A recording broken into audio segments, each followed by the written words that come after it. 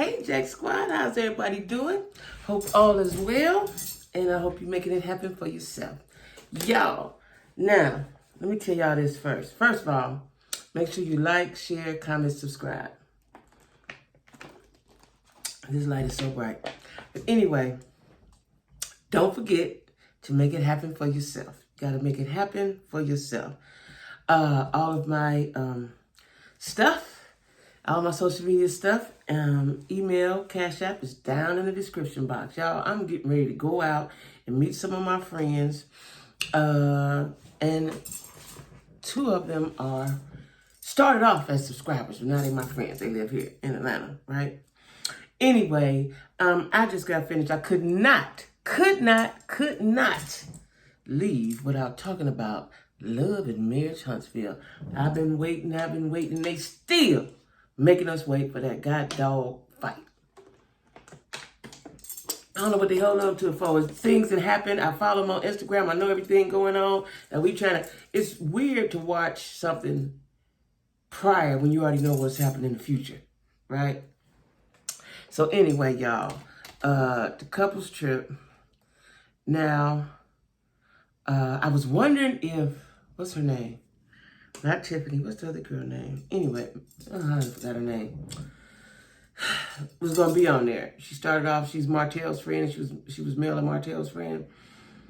What is her name? It'll come to me in a minute. But anyway, so the couple's retreat. So they're in Tennessee, in a nice, cozy little home, and the doctor and his wife, the therapist and his wife, right? Now, everyone was there except for Marceau and Tisha. So they called them. I didn't think they was coming, right? And so they said, well, we had babysitter issues, so on and so forth, but we're on our way. So good, they were coming. Now, let me tell you what I've seen so far, very first episode between Marceau and Tisha. When they first started, this might be season 4 or 5, I don't know. When they first started, Marceau was very closed. He was very rigid. It was his way or no way. I have gradually seen him open up. And on this very first episode, he appeared to be more open and loving than I've ever seen him. So anyway, they were late, right? Now, when they get there, they discover someone called and Tisha's best friend from college had passed. So Tisha was upset. So Marceau said they needed to get away to get their minds off of that, right?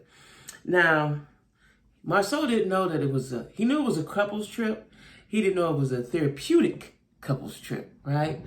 And, but I said, oh Lord, he's going to turn around when he find that out. But he said, I'm open and I'm coming. I am really proud of myself so far, right now, right? Now, so before Marceau, so after they talked to Marceau and them and found out they're on their way, Tiffany and Lewis are sitting there. And she says, oh, I have to take this call, and gets up and leave. Now, I'm going to tell y'all something. I ain't married, but I've been in a long-term relationship, and I know how to treat people. If you're going on a couple's trip to renew, refresh, regenerate, redo, get it together, your marriage or relationship, you need to be all in. Everything else, your slate should be clean for whatever. From whatever. She said it was work. Your slate have to be clean when it comes to you and your man, or you and your woman. And if that was the intent for the trip, there should have been nothing planned. You should have rescheduled. Nothing is more important than your relationship with your mate or your spouse. Now, that's what I'm saying. The therapist told him the same thing. And I don't know if it's because I've grown and I'm single and I've watched and I realized the mistakes I made in past relationships and so on and so forth. But to me, the person that I am with, the man that I am with, and the man that I'm going to be with, he is the most important thing to me. Not my job, not my kids, not my mama, not my neighbor, not my friend, no one. He is. All right. So anyway, because I'm going to be the most important person to him. So anyway, the doctor told Lewis he lit into them. He lit into them in a professional way. Now, if y'all remember, when they introduced them last season, they were the experts on marriage. And Marceau told them, y'all just 1 year in. I've been in this 15 years. They knew about everybody. They telling Marceau and them how to be. They just knew about everything regarding marriage and relationships. Well, the doctor lit into them. He lit into Lewis first. And then, you know, he said, well, you're not here. Your wife's not here, but you are. And he said, yeah, I'm here. I'm committed. He didn't see that that was a problem. That was a disconnect, right? And then the therapist, he said that you guys, he asked him, after he told him, he said, your disconnect, everything should be off the table. You know, schedules rearranged because everybody's busy. You're supposed to be present for this. Tiffany was offended by that, and she was trying to cover it up, and he was trying to cover it up. And everybody's looking at them, right? Because you all were a great married couple. Now the therapist, the professional, is shining a light on how not so perfect you guys are, right? And so Tiffany seemed upset. She was upset. And then Kimmy even told him, they said, you guys always could tell everybody else what to do about their relationship, but you all can't receive any advice. You can give it, but you can't receive it, right?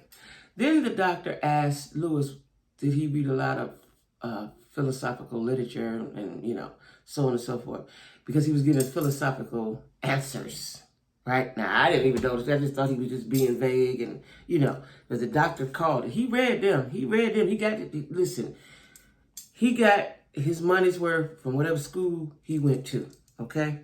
Now, what they did was they showed, so they kept going back and forth to the guys at the retreat. But what they did was they showed an old clip, from the last episode when Melanie was the MC for an event in Huntsville at a stadium or wherever she was.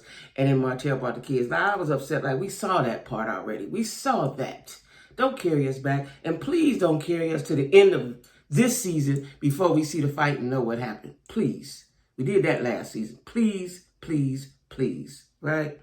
So, now we all know, if you've been watching them, even if you don't know quite who they is, the social media, their social media life is on fire. We all know about the side piece, her being angry. We all know about Mel, what she doing. She's progressing. We all know about Martell is not. Martell dating Sheree, and so on and so forth, right?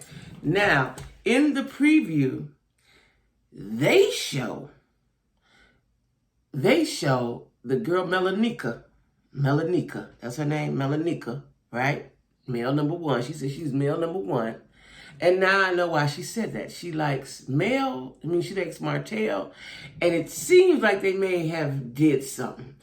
Anyway, they go back to that clip where Mel tells, I think it's Kimmy or somebody she told, that she was her party planner. Yeah, it was Kimmy, but she quit. And she quit because she was messing with Martell. Now, I'd heard that Martell was messing around right before the marriage for the wedding. I hope it wasn't with Melanika, but anyway. And then Melanika, there's a clip. Don't know when they're going to show it. And Melanika saying, I'm grown, you divorced, you know, we can do what we want to do. Can't nobody check me.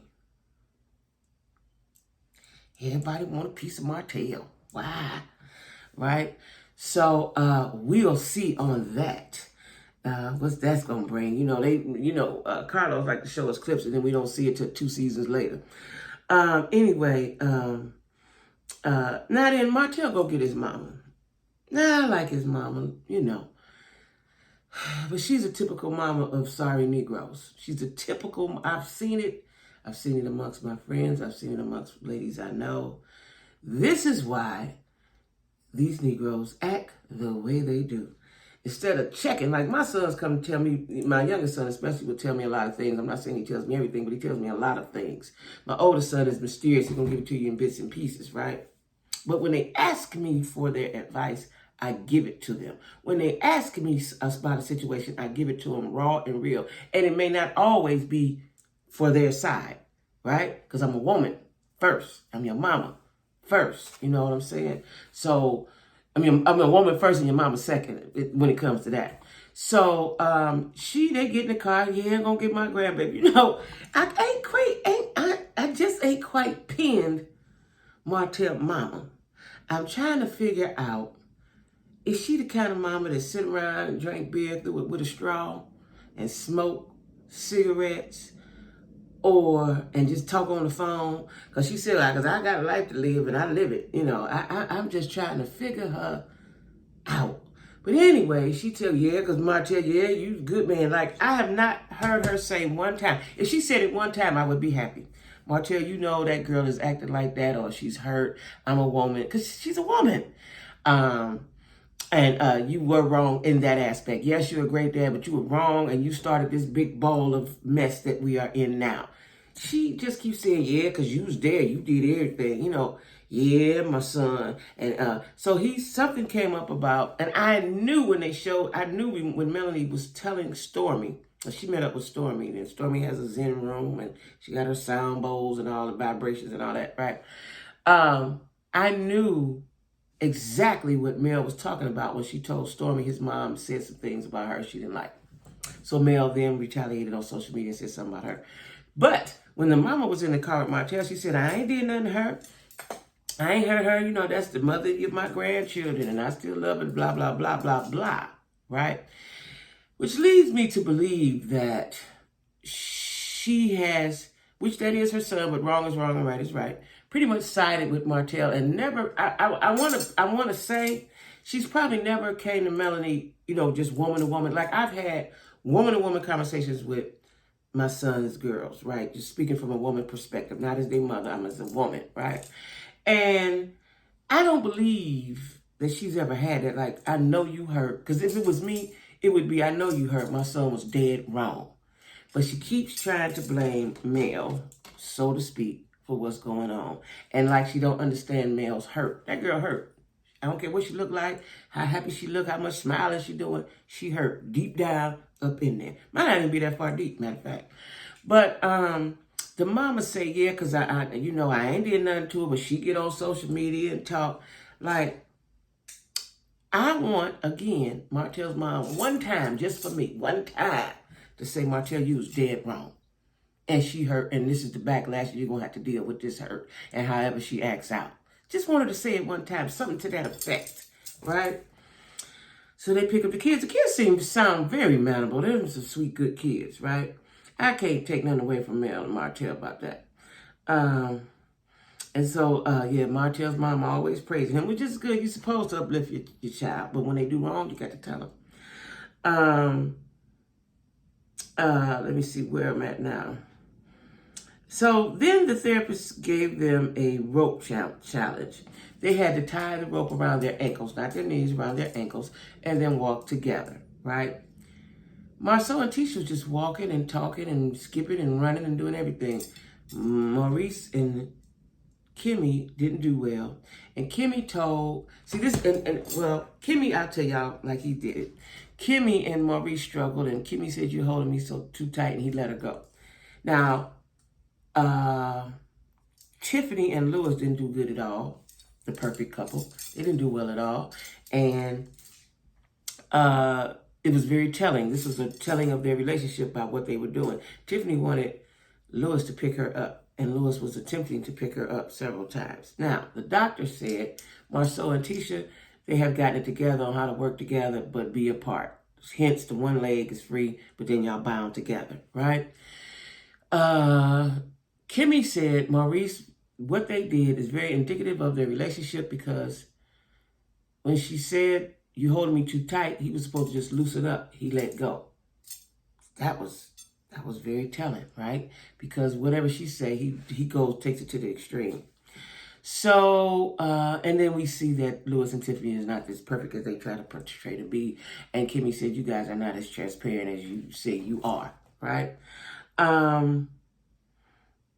Now, like I told y'all, Mel met with Stormy. Stormy's zen, but when you got a lot of money, you can be zen. You know, her business is doing well.